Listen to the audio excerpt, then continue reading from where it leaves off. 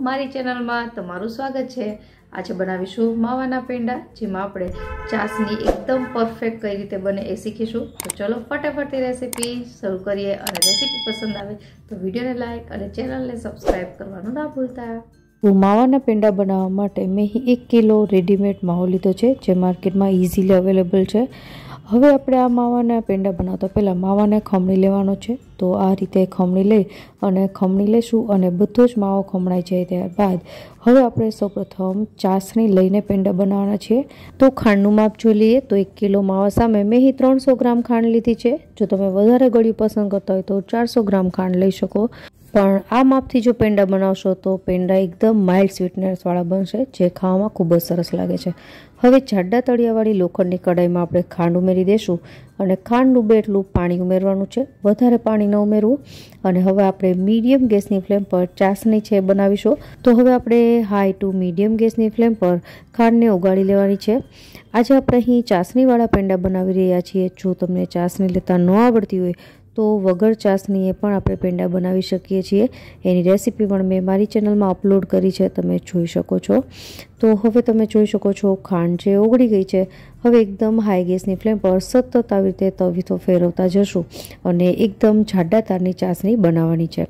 અહીં આપણે એક તાર જેવી રીતે લઈએ એમાં પાતળો તાર થાય છે, પણ જ્યારે તમે પેંડા બનાવતા હોય એ ચાસણી છે એકદમ જાડી થવી જોઈએ। તો એ ચાસણી ચેક કરવા માટે તવીથાની મદદથી આપણે થોડી ચાસણી છે હાથમાં લેશું। અત્યારે તવીથો ખૂબ જ ગરમ હોય છે, તો ધ્યાન રાખીને લેવી। અને તમે જોઈ શકો છો અંગૂઠા અને આંગળીની મદદથી આપણે આ રીતે કરશું તો એક જાડો તાર બનશે। તો બસ આપણી આ ચાસણી બની ગઈ છે।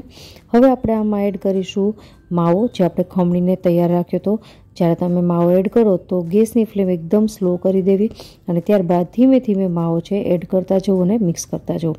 તો થોડીક જ વારમાં ખાંડની ચાસણી અને માવો સરસ રીતે મિક્સ થઈ જશે અને તમે જોઈ શકો છો અત્યારે ટેક્સચર એકદમ લિક્વિડ કન્સિસ્ટન્સી જેવું છે, જેને આપણે થોડું થીક કરવાનું છે। એકદમ સાદી ભાષામાં કહીએ તો એમાં બબલ્સ છે આવવા લાગે ત્યારબાદ ગેસ બંધ કરી દેવાનો।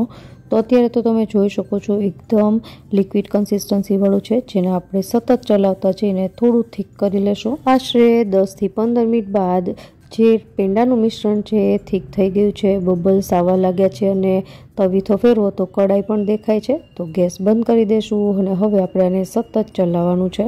તો નીચે કઢાઈ ઉતારી અને એને આપણે સતત ચલાવીશું જ્યાં સુધી એ થીક ન થઈ જાય। અને જે આખું મિશ્રણ છે એને તમે તવીથાની મદદથી કઢાઈમાં ફેરવો તો એ નીચે આવવું ન જોઈએ ત્યાં સુધી એને ફેરવવાનું છે।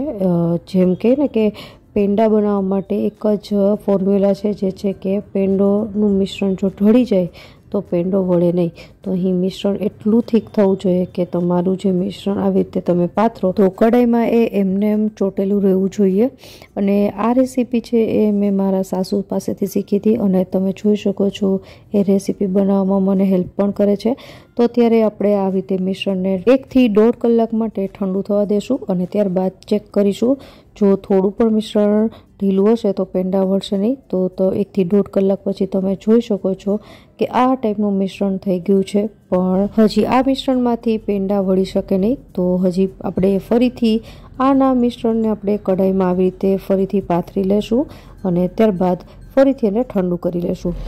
આ જે વસ્તુ છે થોડી તમને લેન્ધી અથવા તો લાંબી લાગશે, પણ જો તમે આ રીતે પેંડા બનાવશો તો તમારા પેંડા છે એકદમ સોફ્ટ અને લીસા બને છે।